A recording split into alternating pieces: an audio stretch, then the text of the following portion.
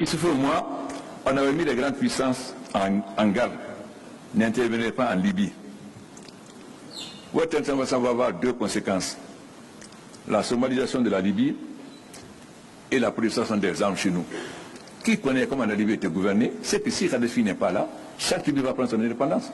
Donc il n'y a pas d'État, c'est comme dans la Somalie. Et tout le monde savait que la Libye était un arsenal.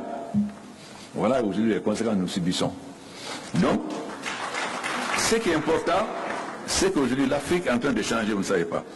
L'Union africaine était financée par l'Union européenne. Comment voulez-vous parler d'indépendance?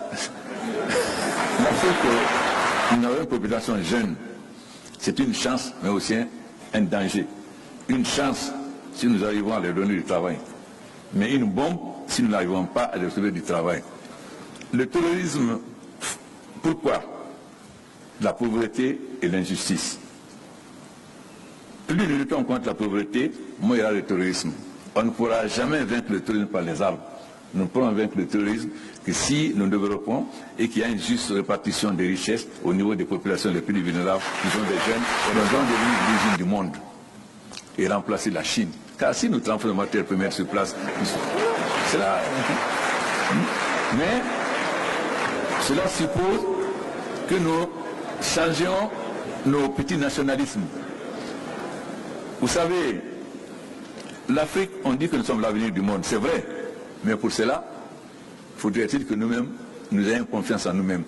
Ce qui manque à nous, chefs d'État africains, c'est que souvent, on n'a pas confiance en nos hommes d'affaires. On pense que les Européens font mieux. Mais il commence à y avoir un changement. Dernièrement, quand j'étais en visite d'État au Sénégal, j'ai été avec mon frère Macky Sall, à Damniadio. On a vu là qu'on commence à favoriser les entreprises africaines. Il faut qu'on ait confiance aux hommes d'affaires africains. Parce qu'ils sont africains, ils sont chez eux. Et ils peuvent développer mieux que les étrangers. Perdons le complexe, parce que nous avons encore, surtout nous les francophones, plus que les anglophones d'ailleurs, ce complexe, parce que nous sommes encore trop attachés à l'ancienne puissance coloniale. Coupons le cordon ombilical et soyons africains. Merci à tous les trois d'honorer de votre présence cette rencontre. Alors, j'ai oublié de dire à Alpha que nous étions en direct.